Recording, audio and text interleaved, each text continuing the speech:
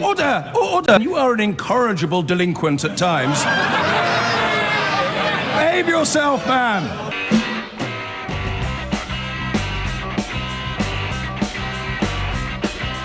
I've been going out with a girl, her name is Julie, but last night she said to me when we were watching telly.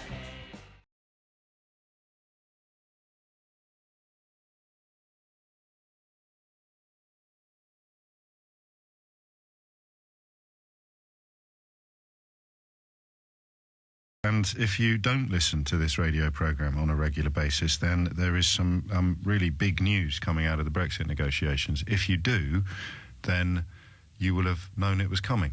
And I don't say that with any sense of self-congratulation whatsoever, because it is a source of never-ending befuddlement to me that when presented with incontrovertible evidence that the Emperor has no clothes on, some people persist in screaming that it's the most fine set of robes they've ever seen in their life. Michel Barnier, the EU's chief negotiator, has just stated some facts. I mention this to you now. We're not going to talk about it this hour because we've talked about it so much already, and all it would involve is me saying, I told you so. And then some of you could ring me up and go, no. And I'd say, well, go on then. And you'd go, This is just facts. There is no earthly way that you can retain the requirements of the Good Friday Agreement without having identical trading situations on both sides of the Irish border.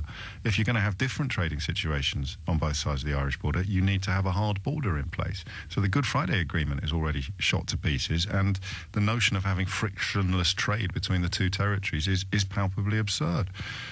Barnier is now explaining this, and if you look at his face, I can't hear his tone of voice, but he can't quite believe that he has to. This is what the British media has done to the British public over the last 2 years.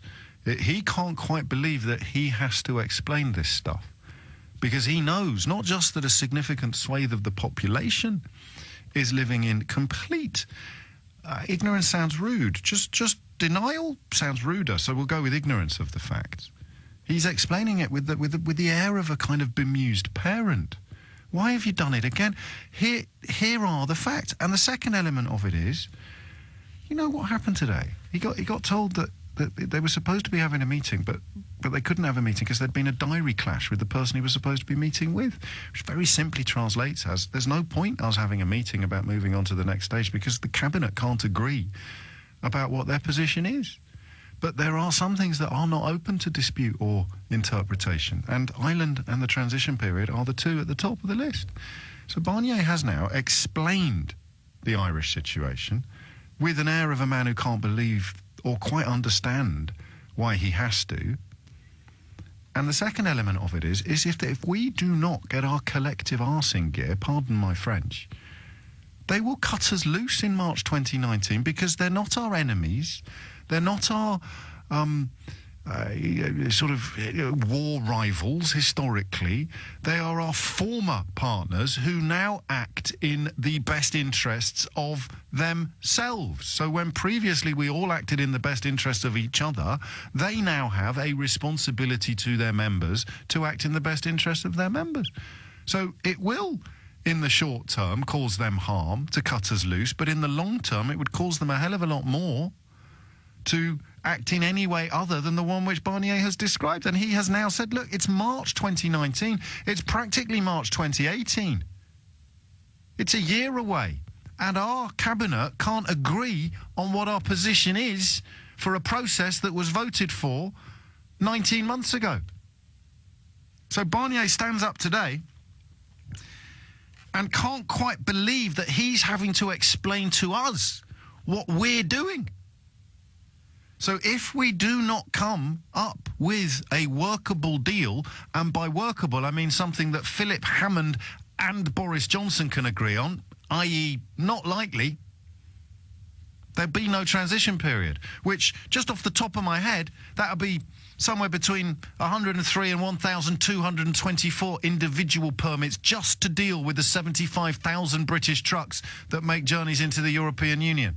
Some 300,000 journeys every year.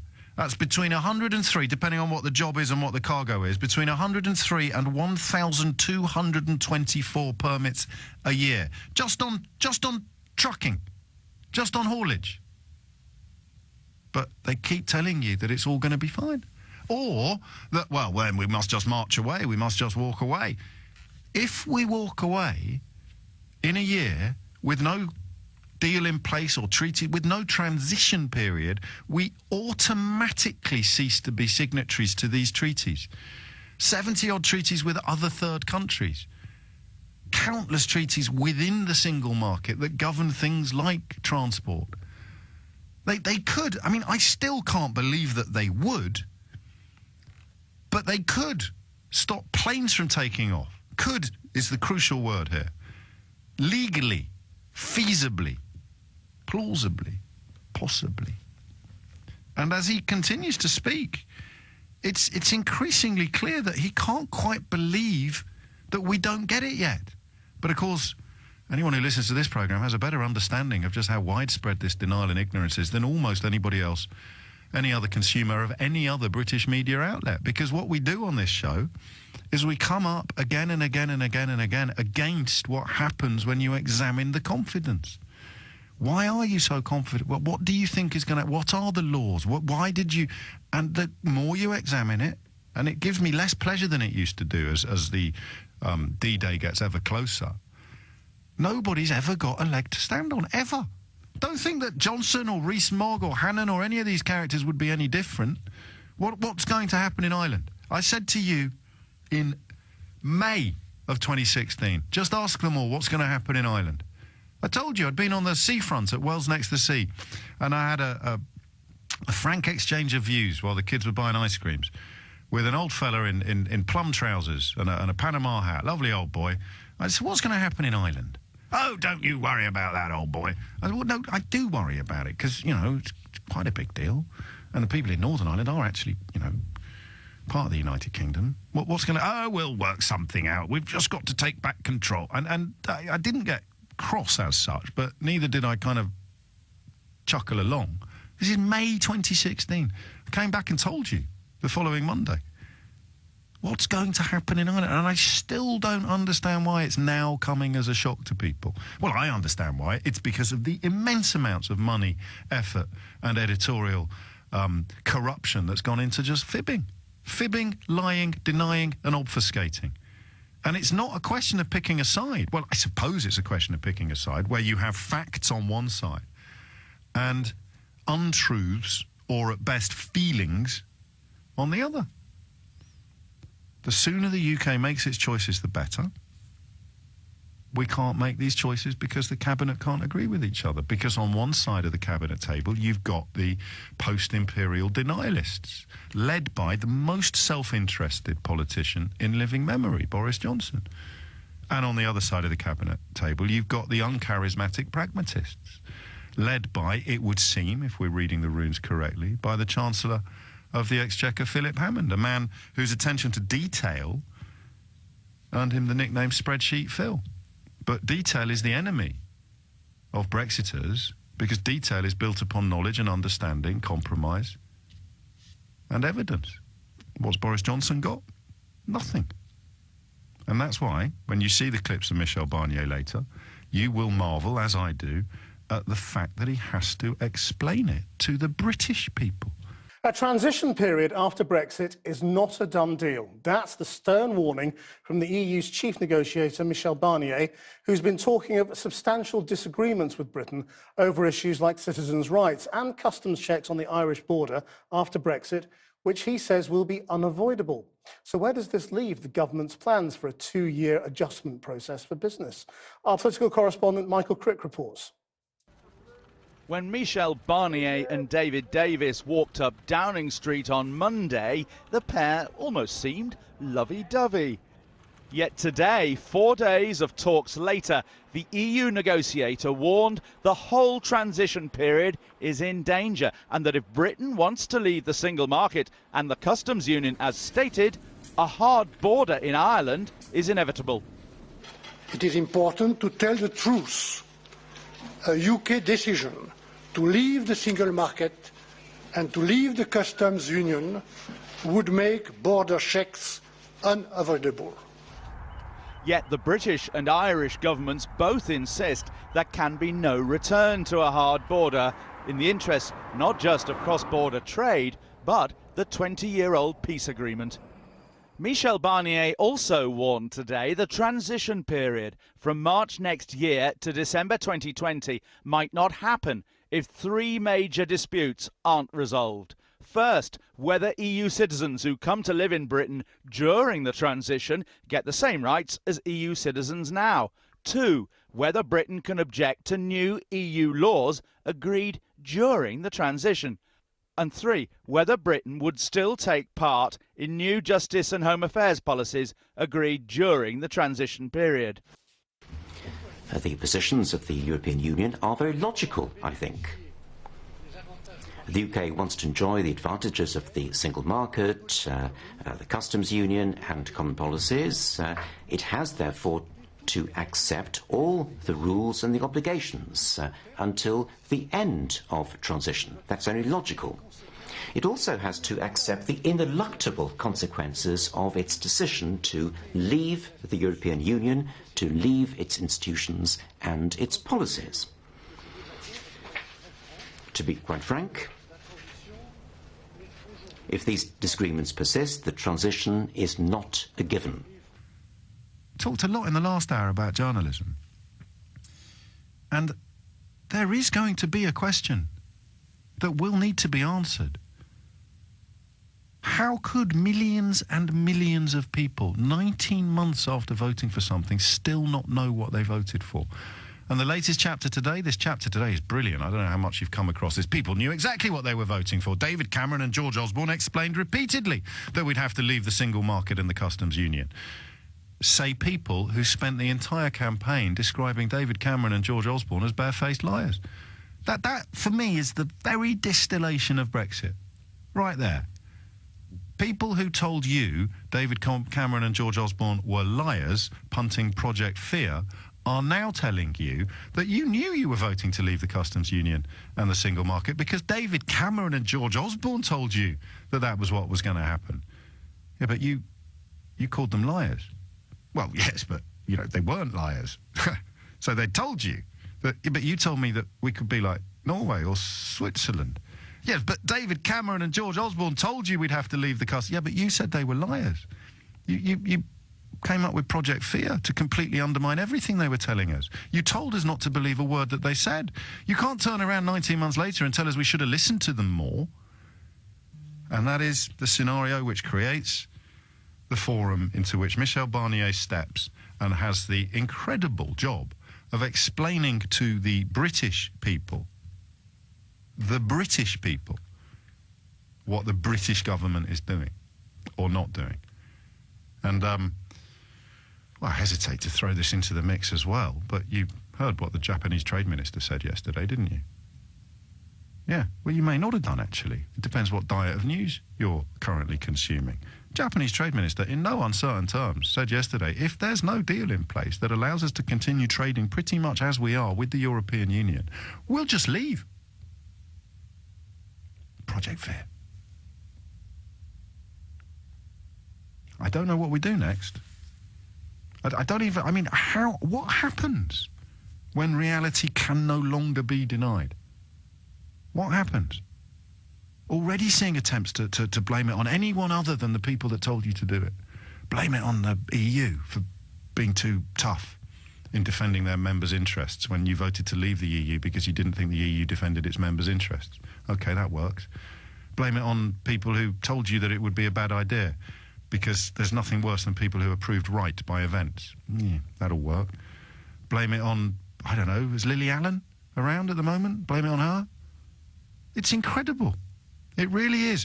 But my little promise to you, as someone who has by neither choice nor design ended up as something of a focal point for fact-based analysis of Brexit, even in the face of furious denials of reality, I will not get cross with people who've been lied to. I will get cross with the liars. And I don't know how we perpetuate this idea. You were told you were getting this, this, this and this, and you were told that you were currently subject to that, that, that and that. That's not true. Some of the people that told you that did so out of ignorance and incompetence. That's forgivable. Some of the people that told you that did so out of self-interest, attention-seeking, and deceit. That's not forgivable. And they're never going to say sorry. And Michel Barnier today is seeking to undo their mess before it becomes too late. And yet tomorrow, when you open up most of your newspapers, he'll be getting a kicking. Unbelievable. Unbelievable. It's going to be a year away, practically before we know it. And this government, with 3 prominent Brexiters in the 3 most prominent Brexit-related roles, can't even agree on enough detail to have a meeting with their opposite number. I told you we should have talked about that lad who slept in IKEA all night. Let's go to Aidan, who's in Tottenham. Aidan, what would you like to say? Oh, hello, Ian. Hi. Thanks for taking the call. Ian, I was too young to vote in 1973 when we joined the European Union, or when Well, we didn't actually have a vote then to join it. There was a referendum in 1975, but that was just to stay in. 2 years later, yeah. So when we had the vote in 75 to stay in, I was too young. I didn't actually vote 2 years ago or last year. However, the country voted to join the European Economic Community, and that's really where we want to get back to if we can. There are current borders in Ireland. There is a border currently between the Republic and the North, which covers tax, it covers VAT. I have family who live in Crossmaglen in South Armagh. There would be no issue at all in doing a bespoke deal between the North and the South. That's just something that I think the Commission is bullying us about, along with many other things. Before Theresa May's set-piece arrival for talks with Jean-Claude Juncker, the Belgian Green politician and others had framed the coverage of what she was planning to sign up to. Northern Ireland was staying in the single market, the instant headlines said. So, even before any announcement here, at Stormont, a tense DUP leader, Arlene Foster, raced to try to calm down that talk. Well, we note that there's been quite a lot of speculation this morning emanating from the European Union exit talks, in particular around the Republic of Ireland and the United Kingdom border. So we wanted to come down and make a statement in relation to our position. We have been very clear. Northern Ireland must leave the European Union on the same terms as the rest of the United Kingdom, and we will not accept any form of regulatory divergence which separates Northern Ireland economically or politically from the rest of the UK. Lunch with the European Commission President was briefly paused while Theresa May spoke to Arlene Foster by phone. Meanwhile, Scotland's First Minister tweeted there was no reason why other parts of the UK couldn't stay in the single market too. Wales's First Minister said he wanted continued participation in the single market, and the Mayor of London said he wanted a similar deal for the capital. I can well understand Corbyn's stance. He just wants, like everyone else, as much discord as possible for his own party ends as opposed to himself, and I see Theresa May trying to do her best. What we need to do is take the default position, which was the referendum to leave. They didn't vote for a deal. They didn't. That was not part of it. It was to actually leave the European Union. And unless you can actually leave to other institutions, you can't control your borders and you can't do deals. So the default position is we should go, and we should tell them that it's not a cliff edge. It's an opportunity. We could then negotiate some sort of term where we have access for a payment, but we can then get on and do our own stuff. We don't need anything else. We just need to be able to go and do our own thing around the world as we've always done. And in fact, there were no. The border controls was introduced in 1993 when customs paperwork disappeared between the European Union. I worked for a big courier company, and I had to do lots of lectures and things just before the 1st of January 1993 because we had to fill in paperwork for every single export throughout the European community. So we've worked in that system. We could introduce it quite quickly. And the Commission are trying to bully us. I suppose the trouble is time's running out, because if we do leave on lock, stock and barrel on the 29th of March next year, there isn't a lot of time to get all of those, those systems into place, I suppose. Aidan, thank you. Rob is in Winchester. Rob, what would you like to say? I think the politicians are trying to overcomplicate something which is actually relatively straightforward. We've had lots of protestations by experts. Very few are right, and I've got the stage of believing one and one only, who has been proven to be right, and that's Einstein. And his what's his view on Brexit then? The level of thinking that got us in this mess is not the level of thinking that's going to get us out of it. So we have to look at it from a different perspective. So on Brexit Day, we will be 100% compliant with the EU regulations, and therefore all 50 or so trade deals can be novated across on day one, and that's 25% of the world's... well, only if those countries agree to it, presumably. Presumably, but we can get on and do that because we will be compliant with the regulations on that day. In terms of Ireland, we just simply say there is no border that we're going to impose other than the one that's there now.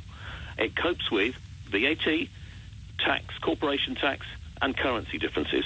There is nothing that is going to worry us about that.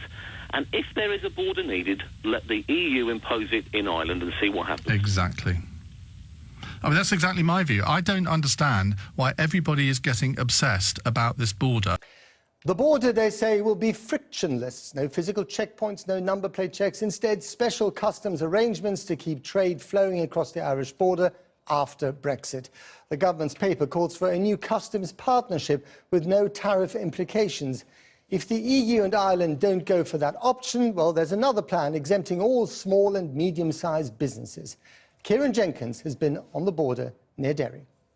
Where County Londonderry tumbles into County Donegal, the old border, and with it some of the old tensions, has almost melted away. 200 crossing points over 310 miles, and it's often only the road signs that hint at leaving one country and entering another. So what future for this border after Brexit? Today the UK government showed its hand, a desire to change nothing much at all. For 4/5 of cross-border trade, the UK government wants no customs controls whatsoever. Much of Northern Ireland would effectively be in and out of the customs union at the same time. Hello, Kieran. Pleased to meet you. Nice to meet you. So for Dennis, whose waste disposal company does half its trade either side of the border, life would remain much the same. As it stands, there is no problems here. There's no problems here with people that don't know about bringing goods across the border or people smuggling or any of that type of thing going on that's causing a problem. So the UK government does have an alternative proposition to leave the customs union, but to keep things so aligned with Europe, there would be no customs border at all. No return then to the 1950s, where customs posts here were a fact of life, or to the checkpoints of the Troubles which so choked Northern Ireland's prosperity. Even the Brexit Secretary's very recent suggestion of a digital border of CCTV and number plate recognition have today been dropped, a move which should please the Irish government. Hello. Hi there, Kieran. Nice to meet you. You as well. Welcome on board. Thank you very much. Jennifer's transport business, based a few miles into Northern Ireland, relies on these roads remaining obstacle-free. Yes, we're going to pass very shortly into Northern Ireland, and we'll give you an idea just how close we are. And how nothing will change at all if you believe the UK government. Why is that funny? Why is that funny? I think that it is a desirable statement to say that we can have something that is a frictionless border. Customs border is about control. And to have control, you have to have security. Sinn Féin too still fear a hard border here. Well, I think it's a bit arrogant for the Tories and the DUP to claim that you can have a frictionless border in somewhere like this. Clearly, it's not possible. And what looks as though is happening is the Tory government, propped up with the DUP, are going to allow Ireland to be collateral damage for what they want in Brexit. Officials say they did not consult with Northern Irish political parties, but the plans do rule out a sea border, a red line for the DUP. No post-Brexit passport checks for EU citizens at ports and airports in Northern Ireland may not be everyone's definition of taking back control. Now, the UK government seems to have deemed hardening the internal border, or indeed creating a sea border, so politically sensitive, it's decided to do neither. They've been very clear about what they don't want, but they haven't committed to what they do want. And if there are to be new immigration or customs rules after Brexit, then how on earth are they to be enforced? EU money built this peace bridge in Derry. Neither side wants to undo decades of hard work as the UK sets out its plan to keep things the same but different. Well, we've moved on now to the port of Laugharne, where there are still many questions about what the government outlined today, not least to do with immigration, because while you have one government official suggesting that EU citizens could move through here, pass through this port without border checks onto Scotland, you have others saying, well, that's still to be decided. There's an immigration-specific policy position paper still to come. But I think there was surprise today at just how adamant the UK government was that there wouldn't be physical infrastructure at the land border. That is not what was expected and not what was trailed. And in fact, we've learned tonight from a government source that ministers have been floating this idea of number plate recognition software, not at the border, but potentially elsewhere in Northern Ireland. And that still has the capacity to be controversial. And of course, the UK government is still convinced the EU that this is workable. The EU has said that you're either in or out of the customs union. And what the UK government seems to be proposing, for Northern Ireland at least, is something in between. Thank you, Kieran. Something in between. Well, let's talk to the Irish Foreign Minister, Simon Coveney, about the something in between and what he thinks about all this. He's in Dublin, of course. Simon Coveney, thanks for coming on the programme. You heard Kieran Jenkins just there. So the British government has come up with this compromise that some in Brussels have already called fantasy land. What do you think of it? On the difficult issue of trade and borders, we don't have anything like complete solutions. In this paper. What we have is 9 principles, most of which we agree with, I have to say.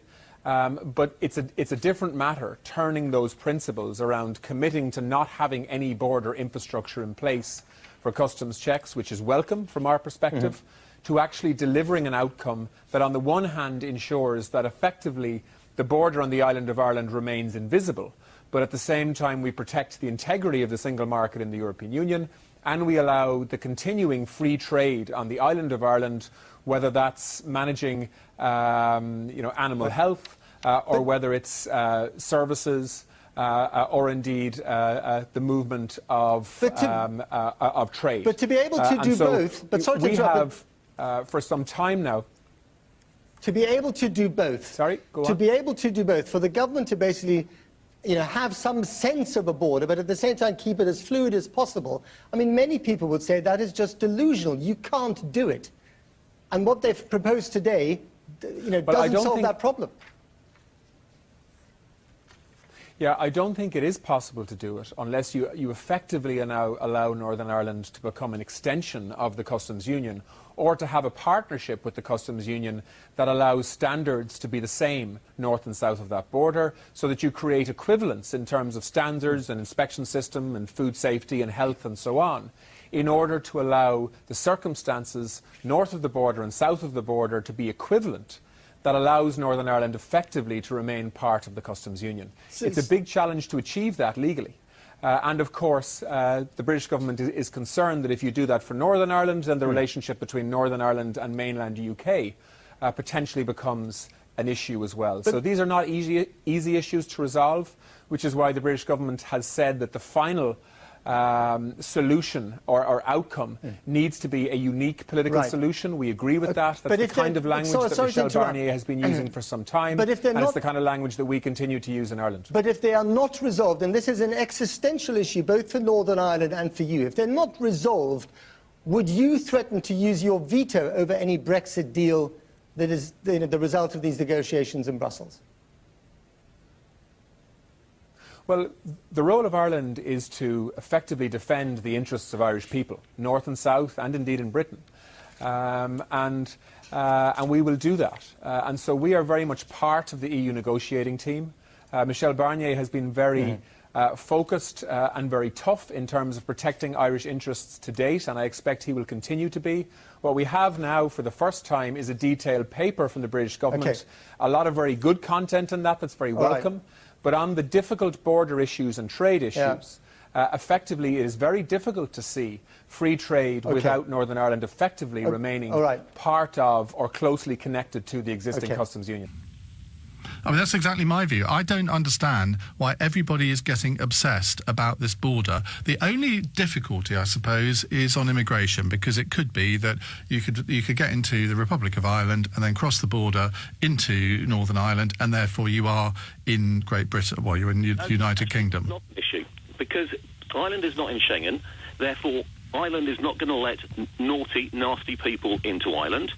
We are going to welcome visitors, so anybody who wants to visit from Ireland through the Northern Ireland to the UK, rest of the UK, absolutely welcome. Anyone who's going to work will have to register for work.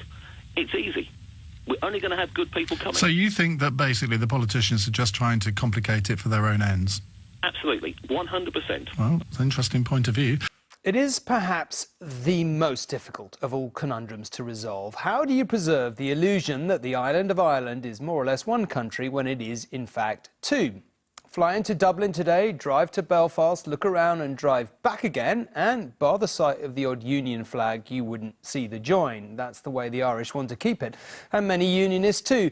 But Brexit means the UK might now go one way while the EU goes another. So how do you mark the border if the economic and political systems start to diverge? Today, Theresa May believed she had an answer. She flew to Brussels with a plan. But the trouble was, no one seemed to have discussed the detail with her parliamentary allies, Northern Ireland's Democratic Unionists, and, as they have before, they said no. Our Europe editor James Mates tracked another extraordinary day. It had all been arranged. Mrs May was coming to Brussels bearing yet another significant British concession. There'd be no hard border in Ireland. Rules in the north would be allowed to diverge from the rest of Britain, but not from the EU post-Brexit. London, Dublin and Brussels were all on board, but as she headed into lunch with Commission President Juncker, it suddenly appeared Belfast was not.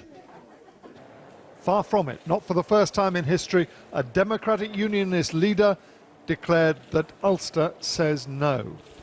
We have been very clear. Northern Ireland must leave the European Union on the same terms as the rest of the United Kingdom, and we will not accept any form of regulatory divergence which separates Northern Ireland economically or politically from the rest of the UK. And the economic and constitutional integrity of the United Kingdom must not be compromised.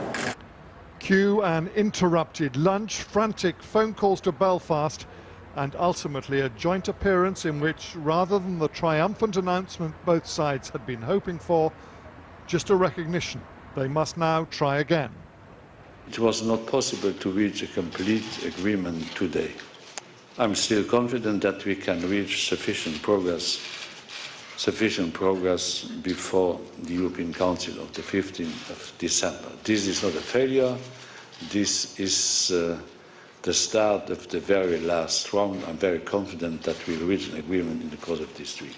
On a couple of issues, some differences do remain, which require further negotiation and consultation, and those will continue, but we will reconvene before the end of the week. If the plan is to go back to Dublin and ask the Irish government to soften its position, well, that doesn't look hopeful. I accept that the Prime Minister has asked for more time, and I know that she faces many challenges, and I acknowledge that she is negotiating in good faith. But my position and that of the Irish Government is unequivocal, and it's supported by all of the parties in Dáil Éireann, and I believe the majority of people on these islands.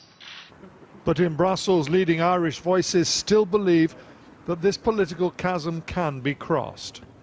It's really important that the British government have genuinely moved, which they have, that the European Union understand the importance, as they have from day one of this process, and that we are on the verge of a settlement today, which will allow us all to get on to phase two. This evening, Mrs May met the man who had said today was the final deadline, Council President Donald Tusk. But deadlines have a habit of being extended, and time probably now won't run out until the end of the week. That is just a few days to find a middle ground between two essentially incompatible positions. James Mates, News at 10, Brussels. Well, given what James was saying there, where on earth does Mrs May go from here? As we heard, she says a couple of issues still need to be sorted out. That's one way of putting it. Meanwhile, she will have ringing in her ears warnings today from political leaders in Scotland and Wales, plus the Mayor of London, for good measure, that if Northern Ireland gets a special deal, then they want one too. It was not the homecoming Theresa May expected. Back in Downing Street, empty-handed tonight, the door shut on one potential deal, and more late nights ahead in the hunt for an even more creative solution. So where does she turn now? A less united kingdom was not supposed to be part of the fallout of Brexit. In Edinburgh, the reaction to the news that Northern Ireland would keep very similar regulations to those it has now was to say, us too. If they agree to a special set of arrangements for Northern Ireland, then they demonstrate that these things are practically possible, and it will be very difficult to argue that there should be special arrangements for one part of the UK but not for other parts of the UK that also want them. And then there's London, with the Bank of England suggesting up to 75,000 city jobs are at risk through Brexit. The Mayor would also like a bespoke deal for the capital. I'm saying the government should give the entire country membership of the single market, membership of the customs union and the cast-iron guarantee to EU citizens. If it is the case, and it appears it is, the government's accepted the principle that part of the country can have that arrangement, that I think that should include London as well as Northern Ireland. The Prime Minister's expected statement to the Commons tomorrow has been cancelled, and this afternoon backbenchers were briefed on progress or the lack of it. Remainers amongst them had a solution to break the impasse. Call it simple, but if we stayed in the single market and if we stayed in the customs union, you could still get your Brexit, but you would give the certainty both in Northern Ireland and right across our country, put the economy at the heart of it all. But that's a red line for the Prime Minister and an anathema to many Brexiteers. I would be sceptical of a fresh arrangement with the European Union which committed us to alignment with our regulatory rules and regulations, indefinitely into the future. I think that would be difficult to reconcile with regaining control over making our laws. So the Prime Minister is caught up in a tangle of her own red lines and those of the DUP. Something will have to give to square the circle, and whisper it, the trade negotiations are expected to be even tougher. Romilly Weeks, News at 10. And we have correspondents on both sides of the Irish border tonight. Let's join Juliet Bremner first in Dublin, and then Mark Mallet, who's in Belfast. Juliet, I mean, it didn't sound like there was, but is there any room for manoeuvre in the Irish government's position, do you think? I think the real question is, why would they feel the need to move? As far as they're concerned, this isn't some quick deal that they drew up on the back of a fag packet, as we used to say. This is something that's had weeks and weeks of hard graft go into it. And it was not surprising that Leo Varadkar, the Prime Minister of Taoiseach, sounded a little frustrated that having got this very precise form of words, they substituted non-divergence for alignment at the last minute this morning, that Mrs May couldn't sign that off, couldn't sell it in the end. I think they know that there are people taunting them about not sort of making better progress. We had a DUP politician who said they were nothing but a bunch of political chancers. They say they don't want to get in a political row, that they have no interest in Britain not getting a deal. But they also say that they have to stick to this red line. They want to make sure that there's no return to any kind of hard border. They thought they got that, Tom. They thought that they had a form of words that would allow that to happen. Well, that's being kicked into touch, and I think they now believe it's Britain's job to sort it out. OK, Juliet, thank you very much indeed. Well, let's just put some of that to Mark. I mean, Mark, one would really have expected the Prime Minister to have signed off the DUP before she went in today. What do you think happened? Yeah, well, Tom, it would seem pretty inconceivable that the Prime Minister would have set off for Brussels without dropping a text or an email to the DUP to say, here, we're going to do this deal, it's going to be OK.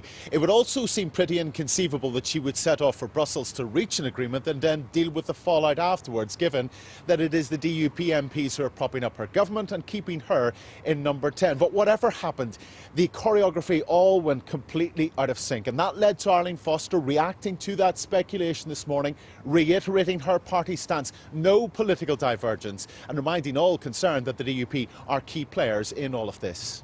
Well, I don't know if you heard what Juliet was just saying there about the unlikelihood or lack of likelihood of the Irish changing their position. I mean, that really only leaves the DUP. Are they going to shift?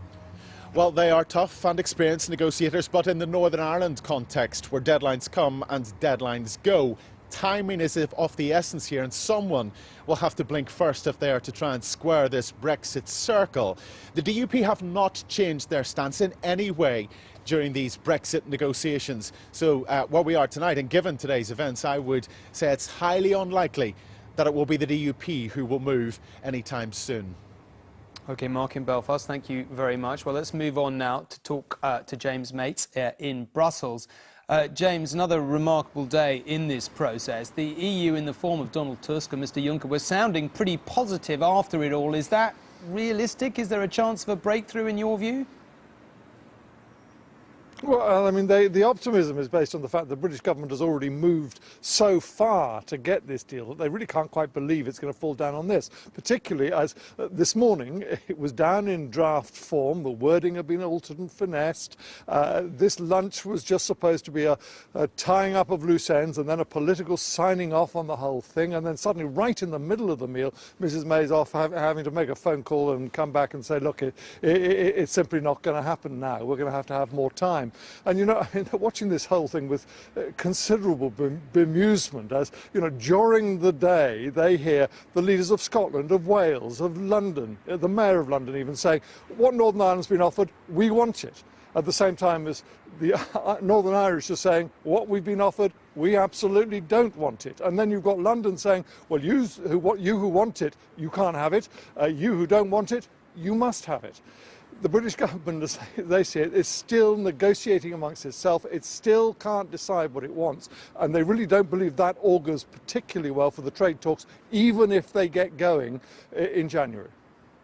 OK, James, thank you very much indeed. Well, let's come to our political editor, Robert Peston, here to make sense of this.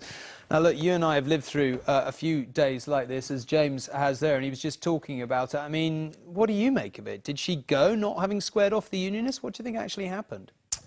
Yeah, she absolutely went without showing her the wording of the offer that she was going to put. I mean, my own view about this is, in a way, this reinforces what Jeremy Hunt said to me at the weekend, which is there's a choice between Theresa May's approach to Brexit or no Brexit at all. And I'd quite like to take you through the argument there, as it were.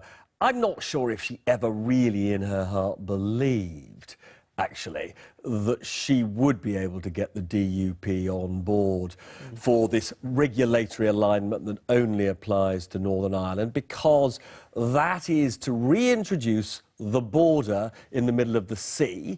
And the DUP have made it clear to me, and they've therefore also made it clear to her, that there is one thing that they fear more than a Jeremy Corbyn-led government, and that is the introduction of a border. So they would bring her down if that were to happen. Now, in that sense, what they have said today is quite useful to her when she goes into Cabinet tomorrow, because there is an alternative plan to get through this mess, which is for this regulatory alignment not to apply just to Northern Ireland, but to apply to the whole of the UK. And so what she will say to the Cabinet tomorrow, and in particular to Michael Gove and Boris Johnson, who do not want regulatory alignment between the whole of the UK and the rest of the EU, because they will say that is not bringing back control. They will say, well, you've got a choice, chaps. You know, if you do not back me here, what we will get is a hard Brexit, because we won't get a trade deal. And she'll also say, and by the way, the House of Parliament will not vote for a hard Brexit, and what we'll therefore get is another referendum, and you won't get Brexit at all. So they are being confronted with their worst nightmare, in essence, which is to support the kind of Brexit they don't like, or have no Brexit at all. Put like that, it's going to be quite a few days, Robert, We will see, I think, is what we can conclude from that. OK, well, thank you very much indeed. Right, let's go back to your calls on Brexit. We're talking about the possibility of a transitional deal and the fact that the EU has now published a document which shows their negotiating position, and it includes a paragraph which makes clear that if they thought that we had transgressed any part of this transitional deal, they could punish us in various ways. I'm not sure that's the way to enter talks like this, is it? To talk about punishing people, or do you think it's just natural because that's what happens when you come to an agreement? If somebody transgresses it, there has to be consequences. I suppose the simple thing is we don't transgress it, and then none of this would happen. But they clearly don't trust us not to transgress it. Paul's in Dublin. Hello, Paul. How are you doing? All right, thank you. What would you like to say? Yeah, no, I was listening. You're quite flippant about the whole UK-Ireland border thing. You know, the question there would be, once the UK leaves after Brexit, either sometime next year or a year or two after transition, there will be a third, UK and Ireland, the UK will be a third country to the European Union, and the border between Ireland and the UK will be a real border in that sense. So, I mean, the point is, goods coming in from Northern Ireland will have to be checked coming into the European Union, which is the southern side of the border. There's no question that still has to be done. Well, fine. Then the EU can put up border posts then. But even if the United Kingdom goes to WTO rules, they will have to put up border checks as well, because they'll have to implement WTO rules on goods coming into the UK from the southern side of the border. But the thing is, we're already two different countries. We already have, as our caller explained, we have different VAT rates, I think. We use different currencies. So therefore, the VAT rates are irrelevant, because you don't check that at the border, right? That's not checked at the border. That's checked by the trader when the goods No, but the point is... But the point is, if goods are coming from the United Kingdom into Ireland, they'll have to be checked that it's not Argentinian beef or American chlorinated chicken. It'll have to be checked, physically checked. VAT doesn't have to be physically checked. Do you think that every container of Argentinian beef that comes into the UK is checked? I wouldn't think so. I think exactly. You would have to do spot checks, but the point to make it is, the United Kingdom is leaving, and could look to them. And in my opinion, recently I agree with yourself that they should just do it quickly. It's like tearing off a bandage. They might be better off just actually leaving, next March, and just getting out and going straight to WTO rules or working from there. But there will have to be border checks, and the United Kingdom will be obligated on both ways, even under WTO rules, to be checking the stuff themselves. But do you not... I'm sorry you thought I was being flippant about this, because I'm really trying not to be flippant, but I go back to a point that I made some weeks ago, that if the Republic of Ireland government doesn't want a hard border, if the British government doesn't want a hard border, if the European Union doesn't want a hard border, do you not think it's sort of beyond the wit of man to work out a system so there won't be? Well, I mean, it just says how could it's going to be two. At the moment, the United Kingdom is part of the European Union. They're going to leave sometime in the next 2 or 3 years. Okay, that's it. They're gone. So there will be two separate political entities, the European Union and the United Kingdom. So we don't want to have a hard... But the European Union is not a single country. No, but I mean, it's a single entity. And because of the special relationship between the Republic of Ireland and the United Kingdom, I mean, Leo Varadkar himself last September in a speech in Belfast, he suggested that there ought to be some sort of separate customs arrangement between Britain and Ireland. And I thought at the time, well, that's a good idea. Surely they can work up proposals for that. We have been very clear. Northern Ireland must leave the European Union on the same terms as the rest of the United Kingdom, and we will not accept any form of regulatory divergence which separates Northern Ireland economically or politically from the rest of the UK. That's just nonsense. We're part of the European Union, and there is no special relationship between Ireland and the United Kingdom, apart from historical. Well, it's a historical relationship, but the point, I mean, there's no other country in Europe that claims a part of the United Kingdom. But the point I'm making is that this will be a real border, and there will be real conflict. It will only be a real border if one of the parties wants there to be a real border, and at the moment, none of them do. But how would the European Union control what's coming from the United Kingdom side without having a border? Well, that's not up to me to work out. 9 minutes to 6. Apparently, I'm a classic ideological Brextremist loony. This is the kind of language that we're all getting used to. We heard it from Anna Soubry on Monday. It's all over Twitter. The moment that you say something that somebody who is on the Remain side of the argument, but shall we say ideologically on that side of the argument, then you get a whole load of views. And I completely accept it goes on the other side too, but I won't rise to it. Annie's in Hastings. Hello, Annie. Hi, Ian. Hi, what would you like to say? I'm an angry woman. Are you really? Go on, vent your anger at me, Annie. I can take it. Not with you, babe. You're one of my favourite presenters. But I'm so angry with Europe. The Brussels, they just say it's my way or the highway. And I've been listening to it for months and months. And when Alistair Campbell, which I won't be rude about because he's entitled to his opinion, when he says that our government hasn't, drawn out a plan, I think Theresa May has said it clearly what we want. Which is? And well, she says we want to come out of this, that. But the thing is, Ian, that I wake up every morning now hoping I can hear, after that leak report, right, that even when you're, we will tell you it's all bossing us around all the time. There's no negotiation. Which is part of the reason why we voted to come out, isn't it? Exactly. And the thing is, Ian, right, I'm wishing now, right, that I wake up in one morning, and because I listen to LBC 24/7, I hope that I wake up one morning and Theresa May has given him a bullet. And she said to him, listen, this is not a negotiation. Who are we talking about, Barnier or Alistair? Barnier. Right, okay. I just thought I'd ask.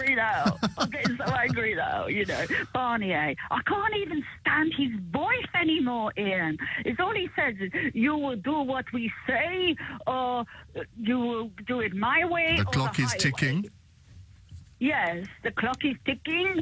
They don't negotiate at all. If I was a company, which I'm not, I'm just a little woman in Hastings, right? If I was negotiating for negotiating is negotiating. He doesn't negotiate. Well, I hesitate to rally to Michel Barnier's defence, but the reason he doesn't is because he thinks he's got us over a barrel. He knows it's a weak government that has quite a few people within its ranks who don't really agree with their own government strategy. So you can't really blame him. It's for our government to counter that, I think. Annie, thank you. Let's go to George in Hornchurch. Hello, George. Hello there. I think everyone's missing the point. Very possibly. About this. Once we agreed to come out, what we've got to do now, this is business deals. And Theresa May and Brian Davis have never signed a business deal in their life. Right, David Davis. Hang on, David Davis was a director of Tate and Lyle. I think he's signed quite a few business deals in his life. Well, the higher up you go, the less you have to do, maybe. But what we should do is get the likes of Alan Sugar. Oh my goodness! No, I'm just saying. Go on then. Because I can do a deal with you if we're being reasonable. If you want to sell something and I want to buy it, we meet a mean, some common ground. If you're being unreasonable, you won't sell it. I could do deals with 27 countries in 4 days because I'd sit down and go. Yes, I could. I could sit down and say, look, this was our deal before. All right, maybe a percentage more or less. Do you want to do it? They say no. I say, OK, I'll do exactly the same to you. Goodbye. If you want to not let us drive in your country, you will not be driving in our country. Goodbye. Next. Just keep coming because we'll do deals. It's absolutely ridiculous to bow down to these people. We stood on our own in 1940 and we're going to stand on our own now. Right? Not quite the same, is it? Well, don't be bossed around by people. Don't be bossed around. If you've got something to sell at reasonable, it's like if you're selling your house. If it's worth $500,000, ask $1 million. You'll never sell it. Right? You never sell it. So if you're being reasonable, I'll buy it, and I'll be reasonable to you, and we can have exchange of deals and whatever. If you're not going to be reasonable, go away because we'll stand on our own. This will all work out after a while. We've got to get our manufacturing base going again, and people want to buy us. Look, I'm sure we buy a lot of Mercedes cars in this country. you know, probably first or second in the world that come here. So they're going to cut their hand off. I don't think so. Well, I don't think. OK. Well, look, I may well speak to David Davis over the weekend. If I do, I'll give him your number, George, and he can add you to his negotiating team. Thank you very much. Right, back to your calls on Brexit. David is in Bromley. Hello, David. Ian Dale, hi, good evening. Hello. Good evening. Firstly, I think all MPs should be ordered by Theresa May to at least listen to several hours of LBC every week, because it seems like the only place that people could talk. Do you know many of them actually do, believe it or not? Well, most people in the country do, to be honest. This is a popular show, but yeah, I think they have to, and especially Theresa May, she needs to as well, but hey, you know. But, right, well, what I can say about this is the British government need to stand up for themselves. I mean, look, we've achieved so much in our generations and years that gone past. We're still a great government. We're still a great country. We need to stand up to them and say, look, this is what we've got. This is what we're going to do. Not to be pulled over a barrel. When it comes to Northern Ireland, you look at the border crossing there, they want to insist that there needs to be a crossing. Well, they can pay for that. They can say, you know, they can stop people going in and out and check them. Not just expect us to do it. It's just ridiculous. I just think that they're trying to insist on all of these laws, all of these rules and regulations, and it's kind of like, you know, at the same time, they're causing us to pay for something that's supposed to be free. You know, look, I don't deny the Northern Ireland issue. I think it is quite a complicated one, but I think, well, we've talked about this so often on the programme, I'm not going to repeat myself too much, but we don't want a border, Dublin doesn't want a border, the EU say they don't want a border, so let's have a deal where there doesn't need to be one. So I think that will, in the end, be solved, and I think the government have, well, hopefully they have got a proper proposal to make, because I think the one bit of sympathy I do have with the EU is I think it is right for the British government to make proposals on how they see the future of the Northern Ireland border. The Irish Taoiseach, Leo Varadkar, he has said that he's willing to have some sort of customs arrangement, which needn't be the actual customs union. So, well, let's develop that as a plan. David, thank you very much. Mary's in Finchley. Mary, what would you like to say? Hi, before I make my 2 points, Ian, what's Alistair Campbell's job title at the moment? Who does he work for? Well, it's probably about the same as mine, gob on a stick. What? He's just he's a political commentator, as we know. I mean, he's editor-at-large for the New European newspaper as well. Oh, okay. Right, I've got 2 questions. The first one is regarding Europe, that all these countries who were so poor, especially the Eastern Europeans, all came over here. Millions of them come over here.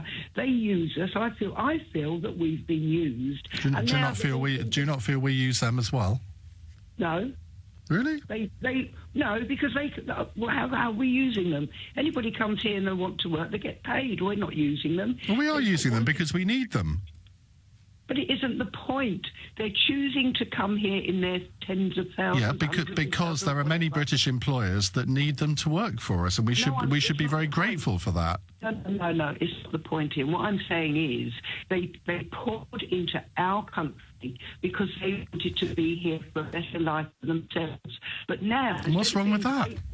No, because what I'm going to say, because instead of being grateful for the opportunity to come here, make money, send it home, do what they like, they're now sort of saying, oh no, we want this.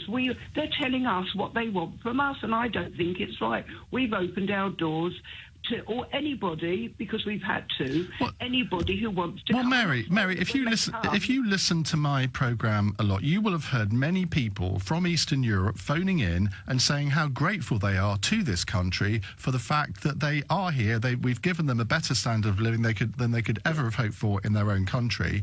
They're not here to use us. They're here to work, and we should be grateful for that. No, I'm not saying that. You're missing the point that I'm making. That if Michel Barnier thinks it's so difficult for us to leave, that they're all and he's speaking for all these countries, all the countries where the people are pouring in because it's so awful for them where they come from. At least be grateful and say, right, if Britain wants this, if the UK wants that, we'll make it easier for them, because when we needed them, they were there for us. And the second point is as Sheila Fogarty always says, and she's got a dual nationality, that her family came over, the Irish, they went everywhere. there because there was a famine. They couldn't live anywhere. They had to leave the country. They came here. But what gratitude is there now for the UK that, you know, they all came here because they had nothing there. But then the people forget. A lot of people, as I'm seeing it now, forget why they came here originally and how awful it was for them where they came from. Otherwise, they wouldn't have come. So why sit in judgment now when we've decided for our own reasons we want to leave and make it difficult for us instead of saying, you've been really good to us, thank you? Well, I'm not sure it's reasonable of us for them to make it as easy as possible. This is a negotiation. I don't think it's reasonable to expect anybody to make it easy. I think we just have to try and, we should expect them to at least enter into a negotiation, whereas at the moment, what they're doing, in my view, particularly on the transitional period, is saying, well, this way or the highway. There is no negotiation. Mary, thanks. Right, let's go straight back to your calls. Thomas is in Worthing. Hello, Thomas. Good evening. Hello. Amazing that is. Remainers of Alistair's ilk don't recognise that people who are sceptical about the European project had to wait 40 years for another vote. They couldn't even wait 40 weeks before demanding another vote. It's staggering. I think it's really unfortunate, and this might sound incredibly naive, but the United Kingdom has done an awful lot for the continent over the last 200 years. 2 world wars cost a hell of a lot of life. One World Cup. EU was... Yeah, the EU was established to prevent, conflicts, to prevent wars, and to bring countries together. Now we've decided to leave the EU, obviously, but they're actually using the reasons the EU were established as a negotiating factor in getting their way forward. And this is where I think there's a lot of trouble. I think you're absolutely spot on with what you said earlier. There's absolutely no eagerness from our side to put up a hard border. There's absolutely no eagerness from the Republic of Ireland's side of things to put up a hard border. It's the EU that's using that as a negotiating tactic, and I think that's where they lose the argument. OK, Thomas, thank you very much. Right, back to your calls on Brexit. Adam is in Carrickfergus in Northern Ireland. Adam, what's your point? Hi, Ian. Nice to speak to you again, by the way. I was just listening. I didn't hear the whole interview with Alistair Campbell. I will do later on. But what I heard, the short stuff, is I just wondered, Ian, when we became a can't-do country instead of a can-do. The politicians are being given a clear message by the British public that we basically want to govern ourselves, is why I voted for Brexit in the first place. And they just clearly can't do the job. I really do worry for our future, because our politicians don't seem to be able to do the job that we've elected them to do. The one bit that you won't have heard from the interview was when I questioned Alistair Campbell on the idea, which was basically something that Jacob Rees-Mogg has been saying, that in the transition period, if we have no say in the new laws, we have to implement them, otherwise we get fined and all the rest of it, and yet we're still paying all the money. Jacob Rees-Mogg said that means that Britain becomes a vassal state, and you can understand what he means by that. And Alistair basically kind of almost agreed with him. He certainly didn't reject that argument, but in his view, I guess, that's the price we have to pay. But he couldn't deny that, could he? Because that is the absolute... Whatever I hear out of Jacob Rees-Mogg's mouth is 100%. A bit like Nigel Farage, actually. But the weak link we've got, and I think the EU are totally going after it, is the Northern Ireland border, which is a problem made by the EU, not by the British. And this is what makes me laugh with the likes of Alistair Campbell and all the other Remoners in the government and across the benches. They seem to be attacking the British side rather than the EU. The EU are making the problem there, not the British. The British have said, we want a frictionless border. But it's the EU who are going after that is true, but the British government hasn't actually said how the frictionless border can be implemented. Well, it's pretty simple, really. I mean, the EU are currently... I heard this on the LBC. I can't pinpoint who said this, but the EU are actually spending money on technology to allow that to happen themselves. So it's okay for them to do it on their borders with outside countries, but it's not Well, and also what I would say, and I know it's not an exact comparison, but Norway and Sweden seem to rub along okay, and Norway is not in the customs union, and Sweden is. So you would have thought that there's a solution that can be found if both sides want to do it. Well, I say both sides; it's actually three sides if you bring the Republic of Ireland government into the equation as well. Adam, thank you very much. Good to hear from you. Where I have already shared my thoughts upon the slow dawning of reality that is unfolding up and down the country as a result of Michel Barnier's simple statements of fact regarding Ireland, regarding the transition period, regarding the European Union and regarding the future. And when people say, as many do, how can anybody still be in denial? The answer is simple. Chris has been in touch to say, I agree with everything you've just said, but I think you're missing a point. On Question Time last night, they asked whether a 16% fall in GDP was worth the risk, and the answer was yes, because they really want Brexit and have faith that the projections are wrong. Logic cannot win here, and I'm not going to dispute that. We know that it can't, but it's a question of how many people will continue to deny reality and continue to refute logic. And of course, the GDP projections, all projections are fallible. There's no guarantee at all it will come in at that figure. It could come in considerably higher, could come in considerably lower. But what you can't argue with is the Irish border and the transition period. And what happens if we don't? What happens if we don't find a way to agree within our own... Anyhow, I can't do anymore. I'm going to talk about kids doing exams, seriously. Stress, crikey.